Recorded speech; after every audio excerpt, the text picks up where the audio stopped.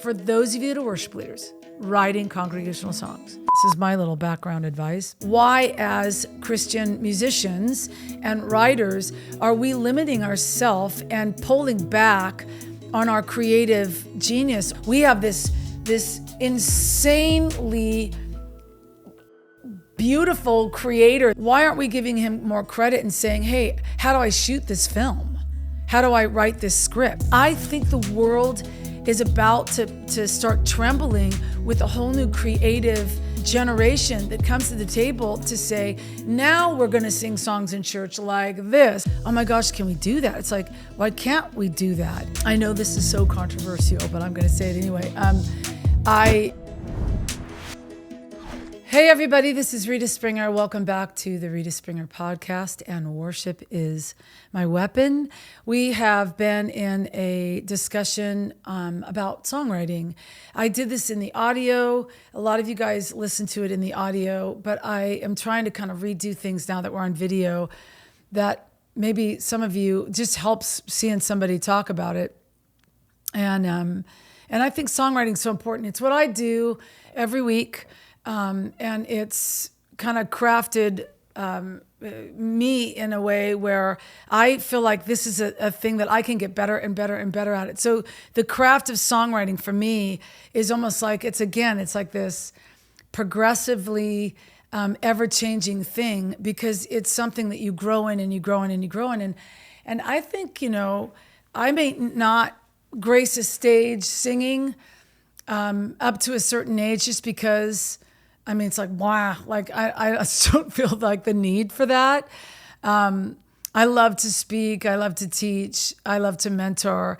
Sometimes I'd rather use my voice that way than always just leading worship. I love leading worship, but I do a lot of secret singing and sitting at the piano.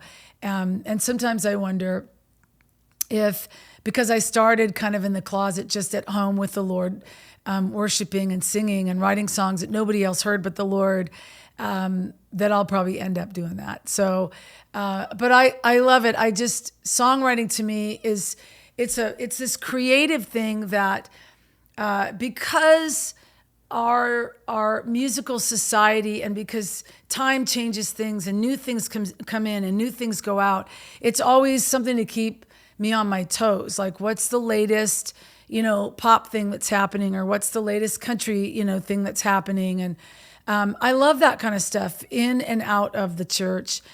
I wish that the church had a broader perspective of creative expression. I don't know why we don't. I think it's a limited understanding or a limited way that we think.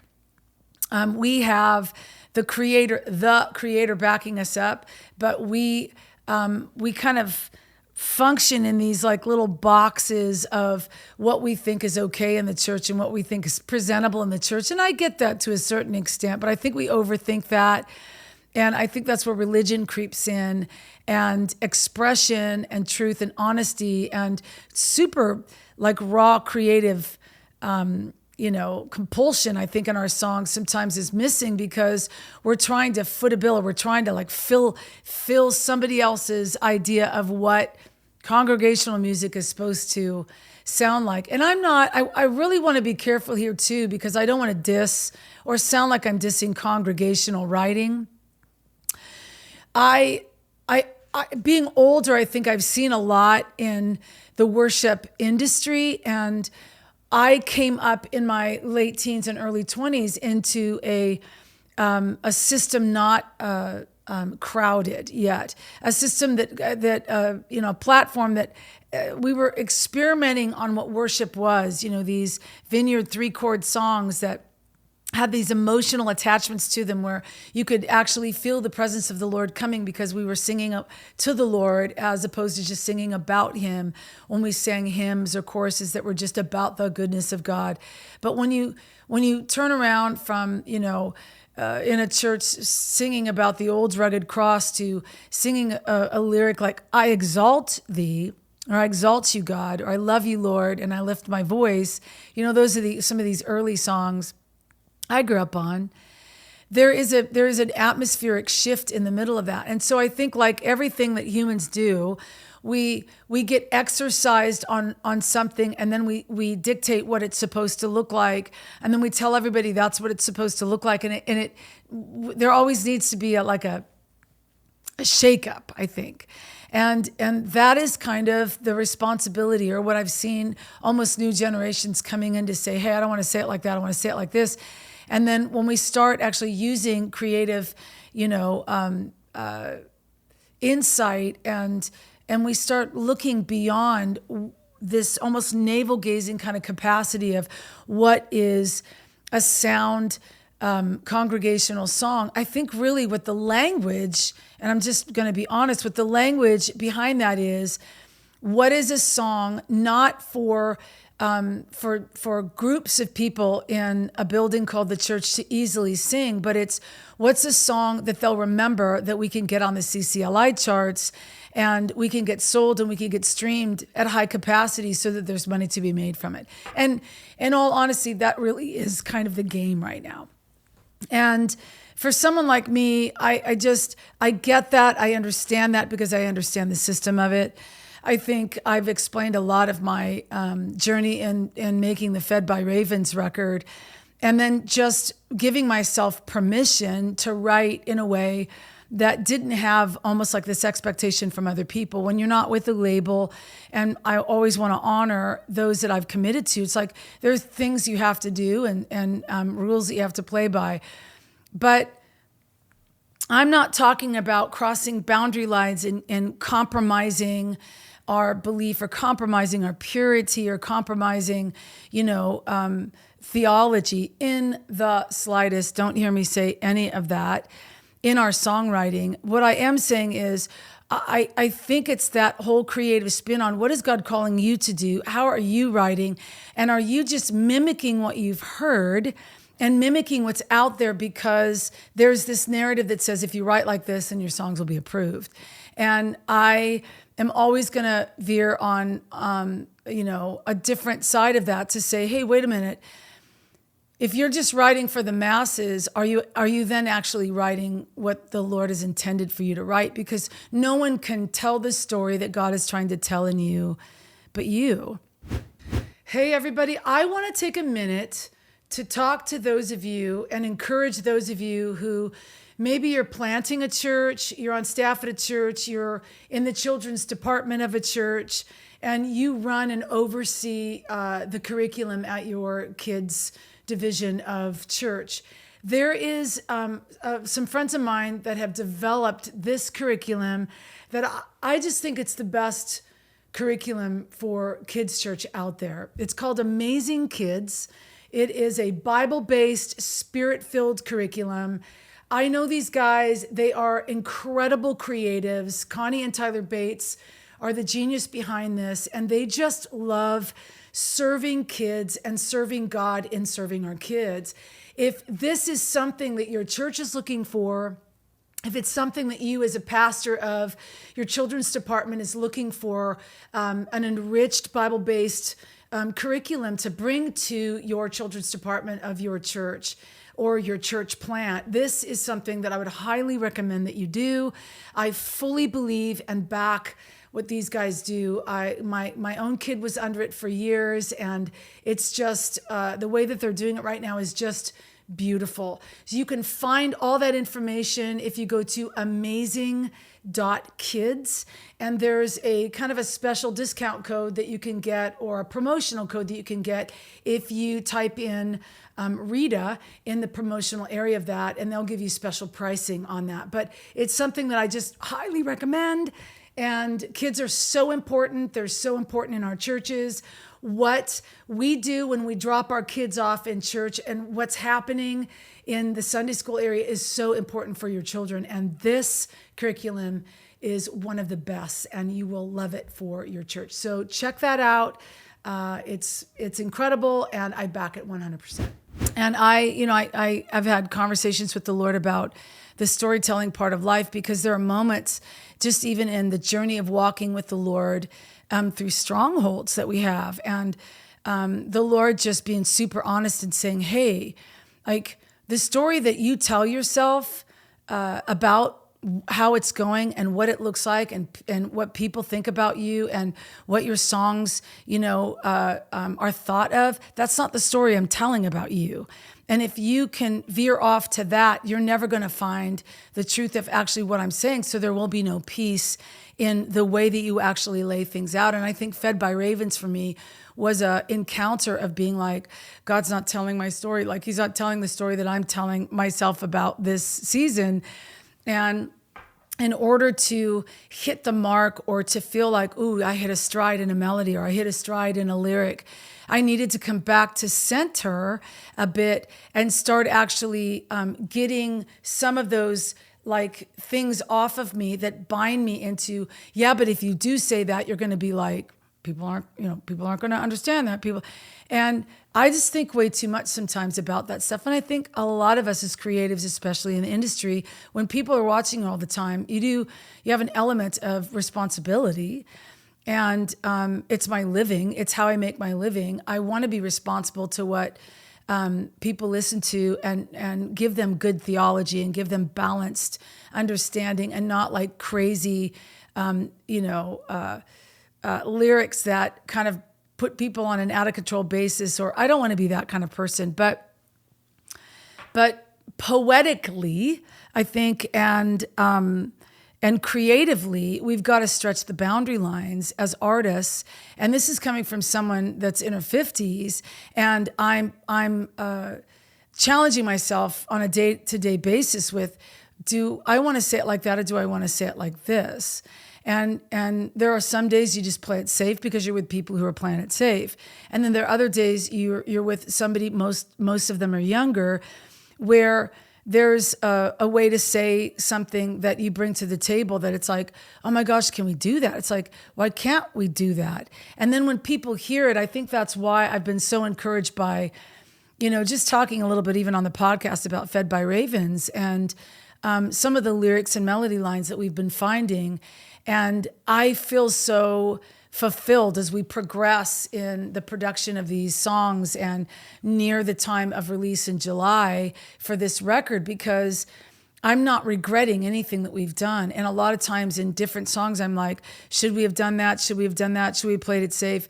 And this is one that I'm like, man, I long for the writing process again. The writing process was so painful, spiritually, physically, and emotionally for me in 2023. But it was such a beautiful journey of finding things in allowance and finding these areas where the Lord was like, yeah, you could say that. Yeah, I'm okay with that.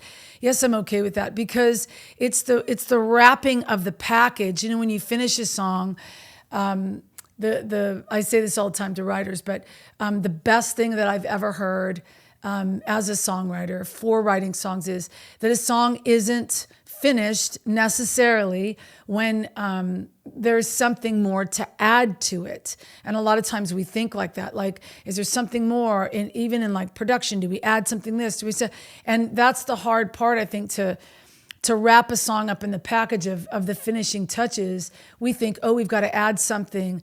This saying for me that I kind of live by is that a song is actually usually finished when there's nothing more to take away. And so you can add everything. I always say, add everything in the kitchen sink, like, to your song.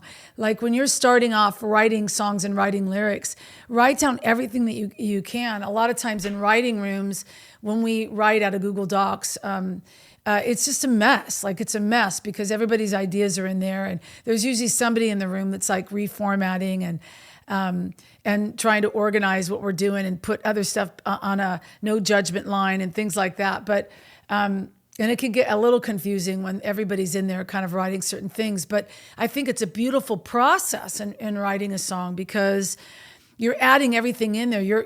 You're fleshing out these ideas. You want to write a song about the goodness of the Lord, or you want to write a song about faith, or you want to write a song about trust. It's your perspective writing that song, but you also are collectively, especially for us as worship songwriters, you're thinking about an audience coming in and looking up at the screen and capturing those words and the first capture of what they're looking at of the screen and seeing and then hearing in the melody lines and how the melody and the lyrics sit with each other actually is going to win you a fan base. And it's not a fan base of, oof, I love this song because it sounds really cool, but you're wanting to connect with people's hearts. I mean, for me, when I'm writing songs for worship or songs for the Lord, I always have other people's progress in my head as a songwriter, because as a storyteller, you want people to listen to the story and relate to the story. And if you're not a really great storyteller, then you have to actually be, I think maybe have an emphasis more on the creative side of it or the production side of it, to where even if your lyrics aren't, and I've got favorite artists that are like this too, where their lyrics aren't great, but the way that they present the song production-wise, or the way that they musically present the song, I know this is so controversial, but I'm going to say it anyway. I'm a lover of pop music and R&B music, and a lot of what I listen to on the secular side of things, or the crossover side of things, is because I'm looking for production ins and outs and nuances and creative kind of ingenious stuff that people are doing that actually hit my soul. Like there are musical melodies that sometimes hit my soul. And recently I was just going through Eilish's latest release and just listening to the production of it, because it's very different than anything else she's put out. But as a musician, listening to it, I was listening to it with Justice in the car and realizing, man, there's so many things about the way that her new record is produced in its entirety, where it kind of almost sounds like she's doing a dance record. But I just was so moved by the different levels of experience in it musically, just on a musical tone. It's like things like that I look to move me. I don't look at that. And I know there's such controversy for us as Christians. I think we need to get out of our religious pants a lot of the times. I'm not saying that there isn't compromise in secular music. There's compromise all over secular music.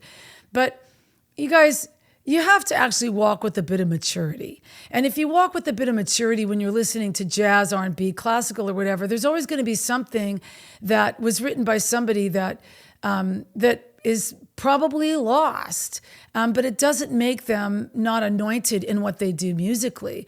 Compromise, I think, comes when there's influence in our souls and we respond differently. And yes, I do think you need to be careful about all that stuff, but I also carry with me a great maturity to understand the difference. And I think a lot of the banter that we have back and forth is just kind of like ridiculous, because we kind of want to demonize things that sometimes don't need to be demonized in songwriting. Are there stuff like that? Yes. I'm not saying that there isn't elements of that in it. I just think sometimes our emphasis on it as Christians is just so it's just so weird. It's where I think God starts looking a little creepy when people start like going after artists and things like that. As a musician, I'm only talking as a musician, as somebody who's listening to things.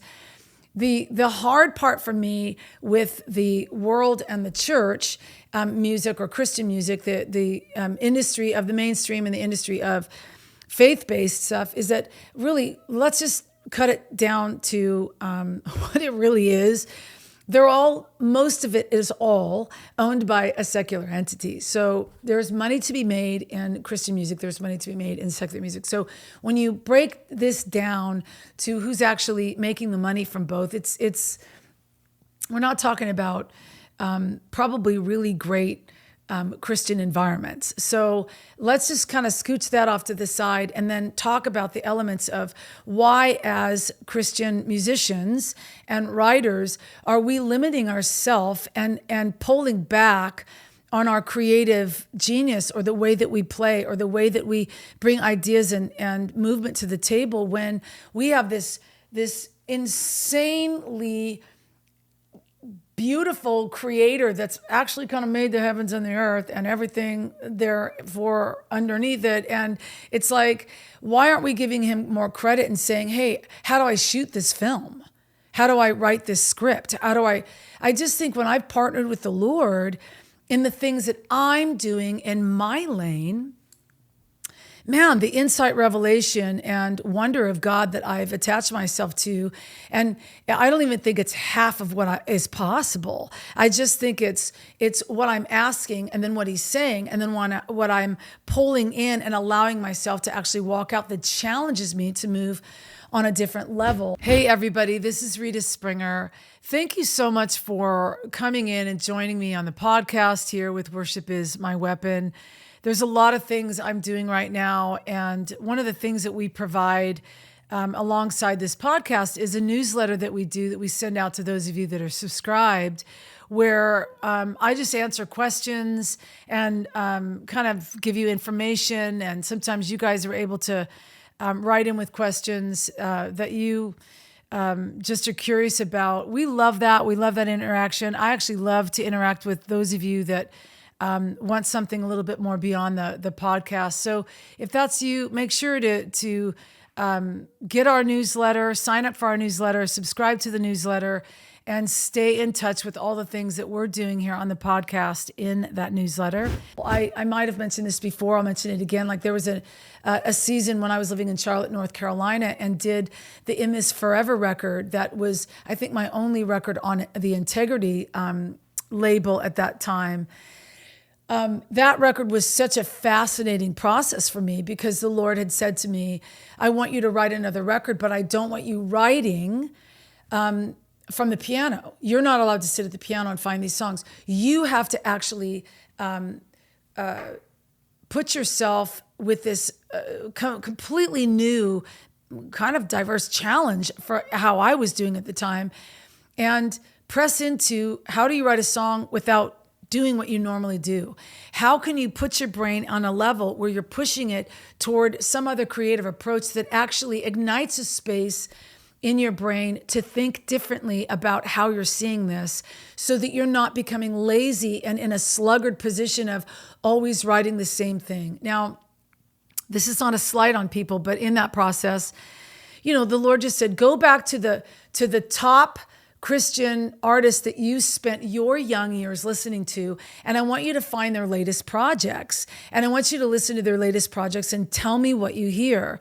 And so I did. I went and I found some of my favorites in the Christian industry's latest projects from worship and CCM, and I just started listening to them, and the consensus, like the end result for me was nothing really had changed, that their melody lines hadn't really changed, that they were using the same musicians, which is great, that's fine, but their production was still kind of the same. There wasn't anything in the new record and that I was listening to in that season that challenged me to be like, oh gosh, like we're moving forward. It was all like, hey, this is what I do, this is what I'm known for, this is what I'm famous for, and we don't want to rock the boat, kind of a thing. And I know that is a general conversation that's had, even with Mimicking Fed by Ravens. The latest conversation was my audience. Will my audience understand, the song that I have on the record where Justice raps on it, and this collaboration I'm doing with Justice, and it while those conversations need to be had, and I love having those conversations because to me they're challenging, I also have to go back to center of, okay, yeah, there's these old feelings of I've got to make people happy, and then I have to catch myself and I have to say, okay, remember the storyteller in you. What is the story that you're telling right now in this season, and who are you telling that story to? And who are you hoping listens to that story? Because if you're now looking at your entire audience, you're going to be caught in these glitches and these kind of dry ravines of like, uh-oh. And then the whole purpose and why you're launching and doing something and trying things new isn't going to actually have a follow through to it. So it really isn't about even being successful at doing something I've never done before. These songs are not like, oh, I've never done this before. I think for some people who are used to what I do, they'll listen to some of these things and be like, that is such a different way that she did that. That is such a different way. But my hope too is to always be gaining the new listener. And so I just remember that beautiful season of making In This Forever and being at that kitchen table and being like, okay, I'm not allowed to sit at the piano. What do I do? And the Lord being like, find a rhythm within this kind of synthetic table and beat out something different. Like do something with your creative sense about you that drives you into a new kind of creative combustion, where you can just kind of blow into this whole new arena. And that was a conversation between me and the Lord. But what I didn't probably understand in that moment was that the Lord could see the potential of where I was going in writing and what I was trying to challenge myself to do without articulation in it. And he was just trying to really get me pushed to that point, because the Lord will hold back for us things that he will not give us until we reach the point where he can entrust it to us. And if we're only going with the flow and doing what we've always been done and not upsetting the boat of our own creativity, I think that we fall into these patterns of just becoming stagnant. I've heard a lot, in fact, I think at seasons when people say, I've just been in a writer's block. And sometimes I wonder, well, most of the time, I don't think there really is writer's block. I think there's strongholds that take our attention. But I do think that writer's block, to quote, the way we use that, maybe are seasons that we're doing the same thing over and over and over, and it's no longer has passion attached to it. It no longer has an excitement attached to it. We're just kind of trying to chase the next melody that we've used before. I loved this conversation I had yesterday with somebody who was talking to another artist that just got back from Europe on tour. And that artist actually was saying how it was so freeing to be on that tour in Europe, because the church in Europe was not grounded in all of this performance stuff with radio, Christian radio, and all this stuff that we just flood all of our Christian writing with, that we have to like fill these kind of things and feed the machine, and we've got to like write the songs that, the guys in Hawaiian shirts with the radio station, they're wanting, and they're there. It's like people are making all these rules for us as writers and as artists. Man, this is probably ending up being controversial, but oh well. But I just feel like it's such a challenge for those of us in this community, and those of us that are coming up. You're a new young writer, and you think that being signed to a label is the all end of your life. There are wonderful things in that, and if that's what God calls you to do, that's great. I think there's some labels and publishing companies that are beautiful. I love the publishing company that I'm with. I have no problem writing for them and just partnering with them in getting songs, into books, and getting songs into catalogs and things like that. But we can't allow it to take over and our own creative expression into how we're supposed to come to the table and what God's called us to do as writers.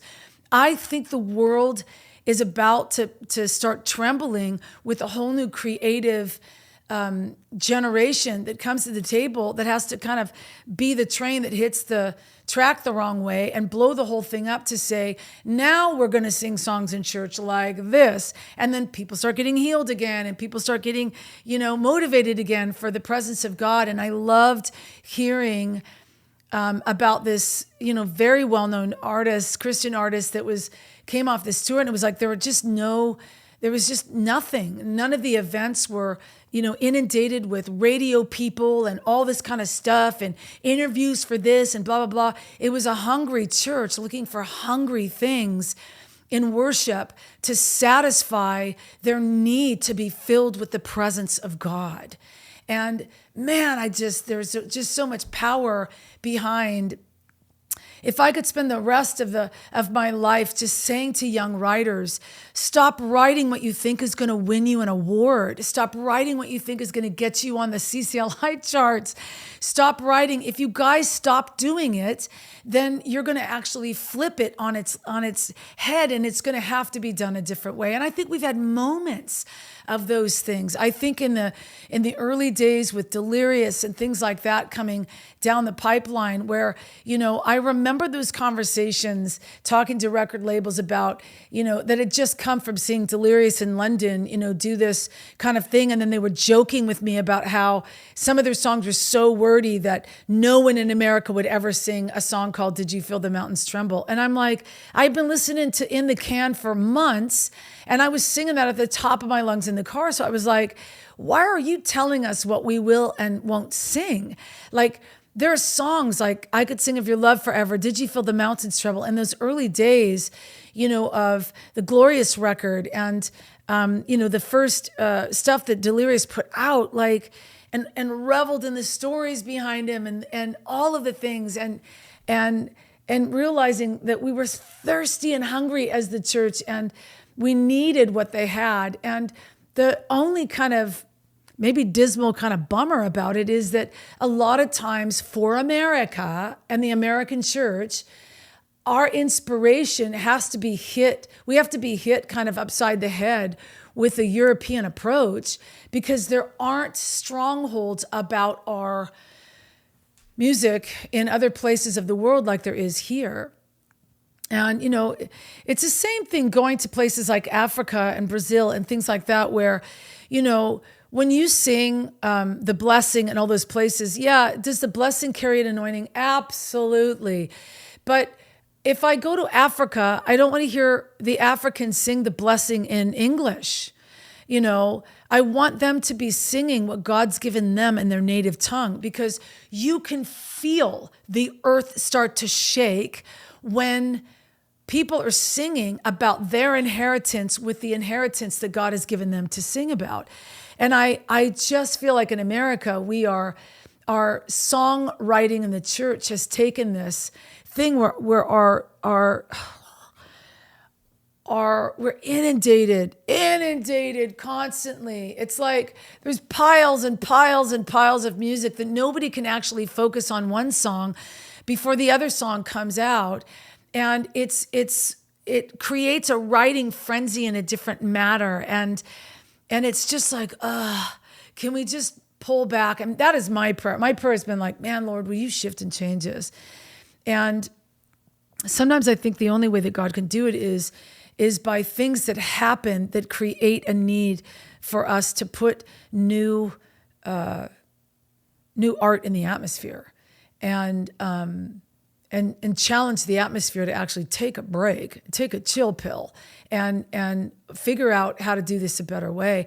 But I do think as an older writer, that is why I challenge the young, and I love the age bracket of these kids in their late teens, through early 30s that are these young writers who are trying to figure it out, but don't know if they'll ever be heard because the machine from which they're working in is only allowing them to actually, feed the monkeys.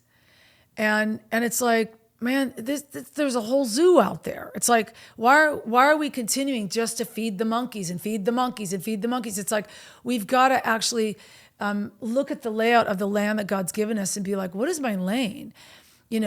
My burn is courage. I've talked about that all the time. So my songs are going to have courage just strapped in them, like knitted and stitched inside of them, because when I burn for it, I'm going to burn for that in everything that I do. And that's why I'm telling writers and worship leaders all the time, what do you burn for? Find out what you burn for, because that is going to be laced throughout whatever God's given you. But then don't limit yourself to how to do it the way God's called you to do it. Tell the story the way God's told you to tell the story. Hey, everybody. I want to tell those of you that are musicians and specifically piano players about something that I've been using that really has transformed and changed a recording process for me. There is a company that I found that I've partnered with that has been lending me this incredible piano bar, is what they call it. It's from Earthworks Audio. You can find them online, earthworksaudio.com. And this is how this piano bar works. As you can see, this piano bar fits inside of a piano like so. I think it would work for an upright as well. I have a baby grand. This bar just sits right in between the piano edges, and it has these two mics. It's a very, very sensitive piano bar. It just sits right in this piano bar, and then it just has this connecting wire that comes out for all the plugins that you would need to plug into your interface. It's super easy. It's incredibly convenient. If you are an acoustic piano player, if you have a home studio and you're looking to mic an acoustic piano, Earthworks Audio is one of your best bets. Check them out online. Fundamentally, structurally, writing songs, I think it has to start with that. When I teach songwriting to people still one-on-one, or I do kind of group sessions for church leaderships, I like to just cultivate and bring in a lot of what I taught at Dive, because it was just so general, but it was just so like 101, easy peasy way to just start a song. Some of you, you just got natural gift. You just got natural talent. Some of you got to work at it.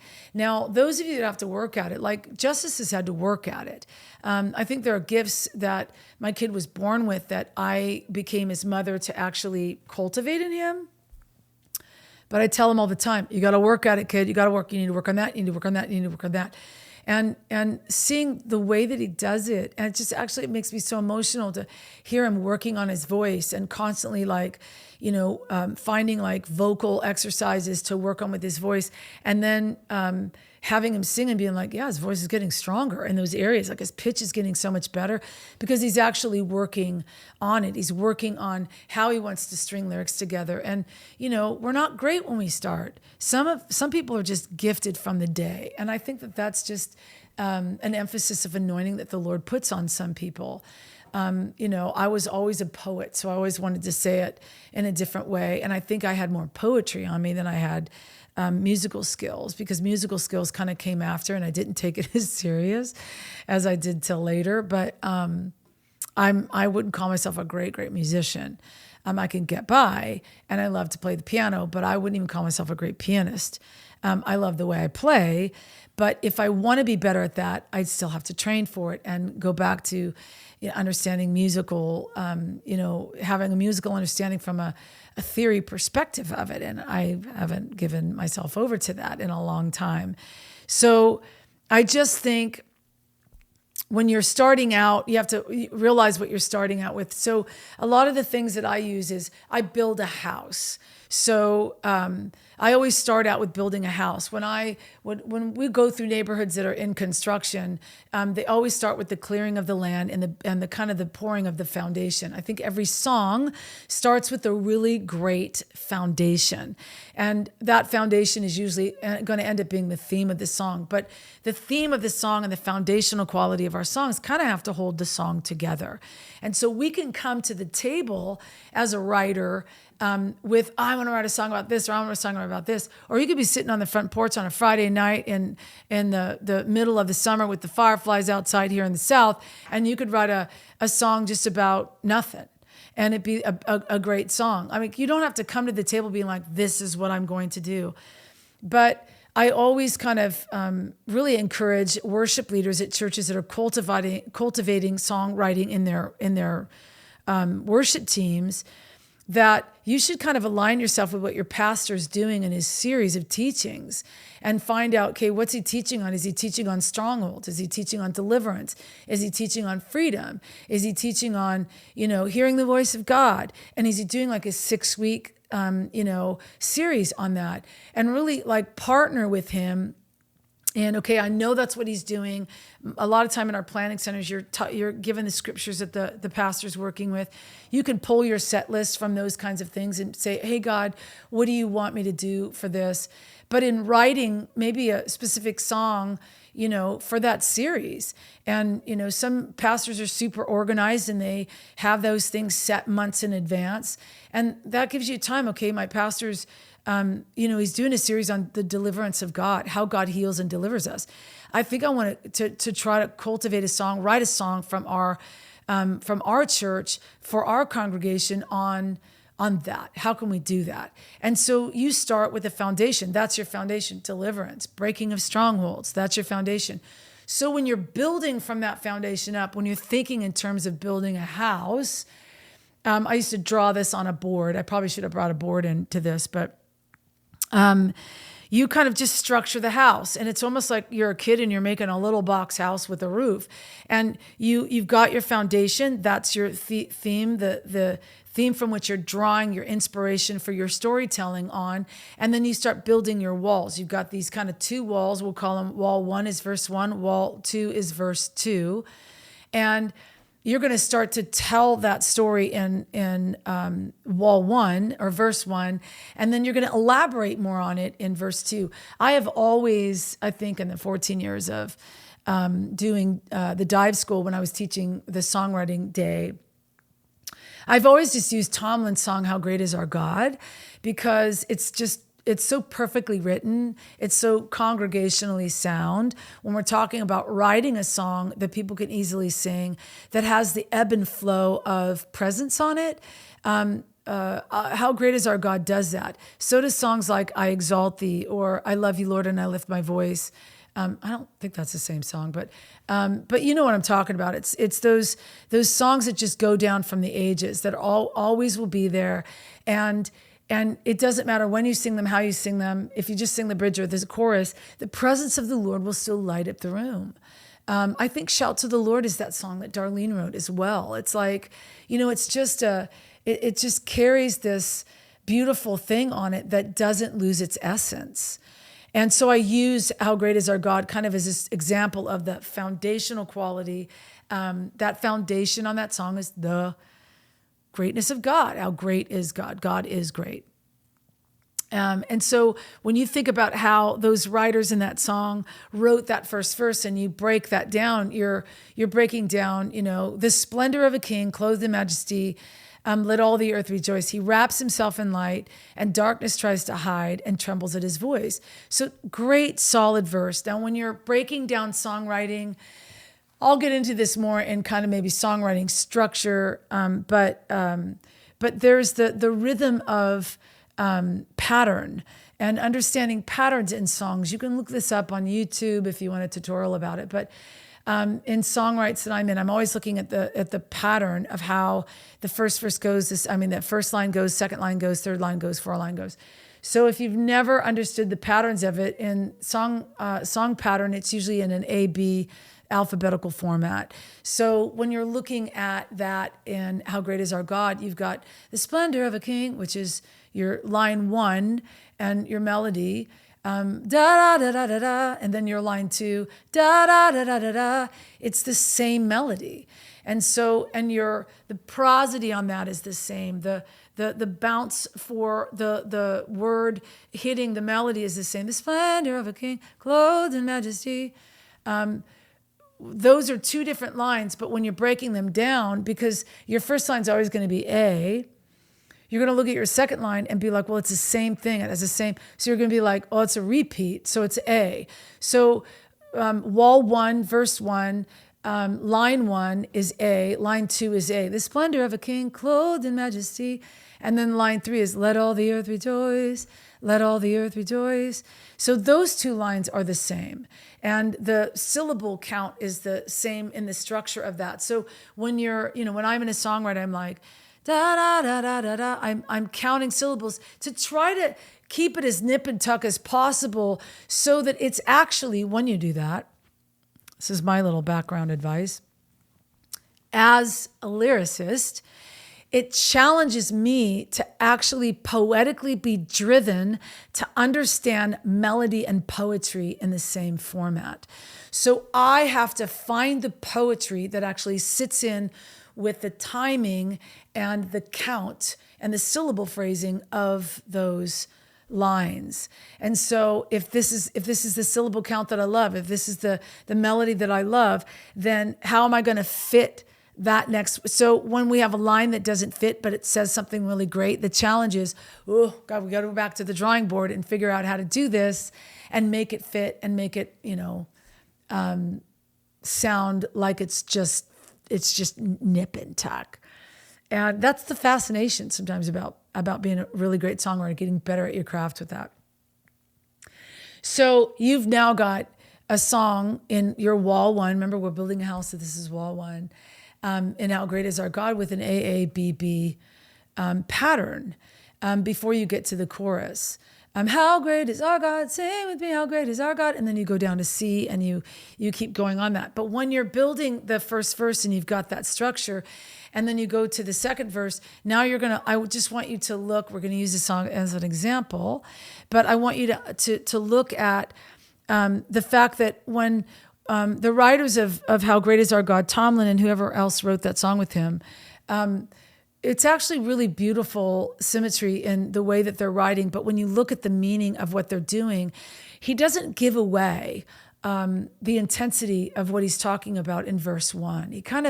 He uses words in verse 1 that kind of pull you into it.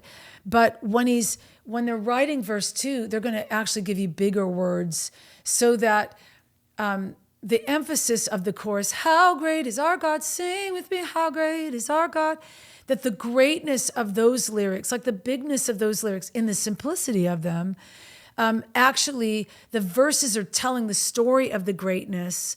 And that's what's so beautiful about, I think, this simple song.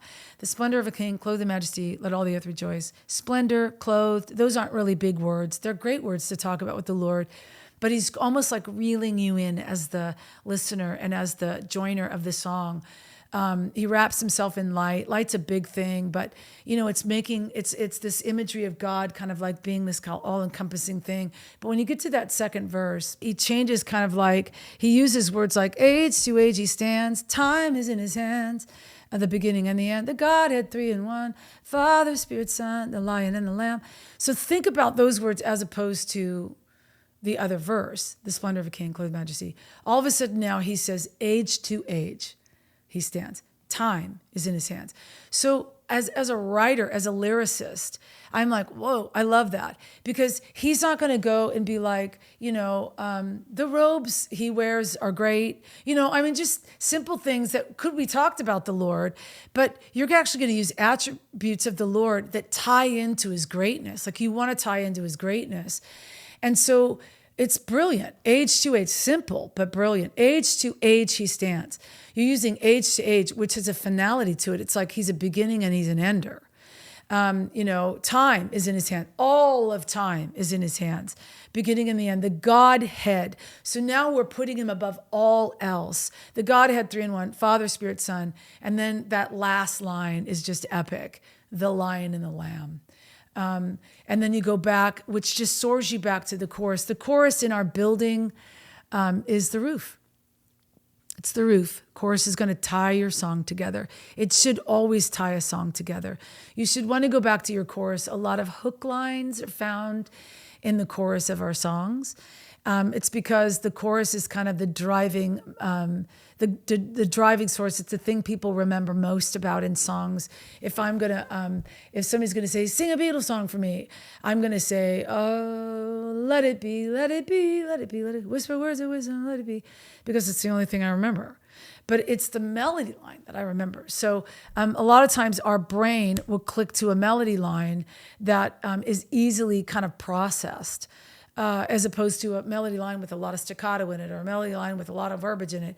I don't remember half the rest of the song for that Beatles song, but let it be, I remember. So when we think about it like that, you're looking for that hook. So, how great is our God? Sing with me, how great is our God? All will see how great is our God. The roof line of that chorus, you're singing verse 1, verse 2, but when you go back to that chorus, you're just like, oh man, get me to the chorus, get me to the roof of the house. I love the roof of the house. And then obviously, name above all names, the bridge of that is the doorway to the house. It's like a doorway or a segue to a different part of it, which is taking the song to a slightly different direction without ever fully leaving the house. You're still a part of the house, but it's kind of turning your view to another part of it where you're still like in the chorus, you still love what you sang in the verses, but now you're actually doing an addition to name above all names, worthy of all praise. My heart will sing how great is our God. It's the simplicity and the brilliance of that is why it works in churches and why, and the anointing on it. There's an anointing that God put on that song. So it's not just about the simplicity of it or congregational soundness of it. I think man kind of wrote that story afterward. I think it's just a really great song that we all love to be reminded to sing, that has an incredible hook that takes us to a place and brings us back to center with the Lord. And I think when you find a song like that, you can chase it, you can write it and chase it. But when you find a song like that, that always will bring you back to center. I think as a writer, as someone that's listening to that, as someone that gets to sing that, you sing that at the kitchen sink, you can pull apart that song and bridge, chorus, whatever, and everybody will know it because everybody has been made to feel safe in that house. And I always use that sample in songwriting because it's simple to talk about for those of you, especially coming up and writing, because you're coming to the table, you got a theme. How great is our God? You build that first wall. How do you build that first wall? You're going to build that first wall by the attributes of God. Write down all the things about the Lord on a piece of paper. Like, how do we build that first verse? What do we want to say? How do we want to say it? And then put all that stuff in there and then break it down. What's the melody line? What's the melody line that works with these lyrics? How do these lyrics sit on this thing? And how do they find the rhythm, find their own rhythm in the way you say it? How does saying a word or singing a word differ from, how does singing it differ from saying a word?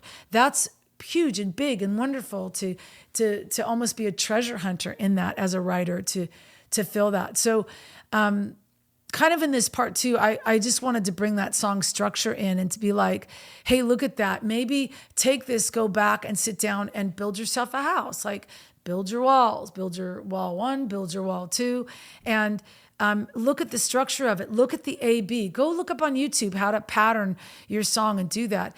There's poetic license and stuff. So I've written stuff that's got a glitch off or that's a syllable off. But I always want to try to coolify it. I talk about like coolifying it, make it a little cooler. And sometimes with pop and just alternative folk rocky stuff, you can get away with that a little better than you can trying to write congregational songs that somebody's going to pick apart. But for those of you that are worship leaders, writing congregational songs that are sound songs, I think that's a really good place to start. And then maybe going back to some of the songs that you have written and being like, oh gosh, I wanted to write a song about faith and I ended up writing a song about anger, or I ended up writing a song about, how I doubt God. Okay, yeah, maybe we better go back to the verses and figure out, a lot of people, a lot of writers that I've sat down with and helped with songs and listened to their works and stuff, are the biggest mistake is that, we'll especially Christian writers, if we're writing a song, melancholic song about being in the trenches, and we're writing a psalm song where we want to talk about, oh my God, why have you forsaken me? You can start with my darkness was great, my sin was greater, I'm a wretch, and I'm really shouldn't even be in your presence, but your love came in and transformed me, and now I'm singing your praises. If that's going to be your first verse, on the second verse, my advice to you is let's not go back to the ditch. Because a lot of us we have more to say about the ditch. We have a lot to say about the ditch. We're in a ditch a lot. And if you're melancholic, if you're 4 on the Enneagram, you're always in a ditch. And so it's like trying to pull yourself out of the ditch. It's like if you're going to write a song about the faithfulness of God, you could talk about the ditch, talk about getting out of your own darkness. But in verse 2, let's maybe look look out the window for the light and try to see if the light's shining in. Maybe gun it, because you're talking about how God is a deliverer and God is faithful. And so I think that's sometimes as writers, kind of melancholic type of writers, we want to just tell the whole story, and it's like, that's great, but maybe do that in a pop song or a country song. If you're writing for congregations, you want to give them light. So while you want to say, hey, Callie and I wrote this beautiful song called Gilead, and it was gut-wrenching, and it's supposed to be gut-wrenching. And we start off, writing that song like, is there a balm in Gilead? But we finally able to write, there's a balm in Gilead. It's got the face of a lion and bleeds like a lamb. And so put hope in your worship songs. We need more hope in worship songs. So that's part 2. I'll do one more part with this. For those of you that are on this trek, you want this information, this is for you, creatives and writers. So thanks for joining on this podcast. Stay tuned for part 3 of Songwriting.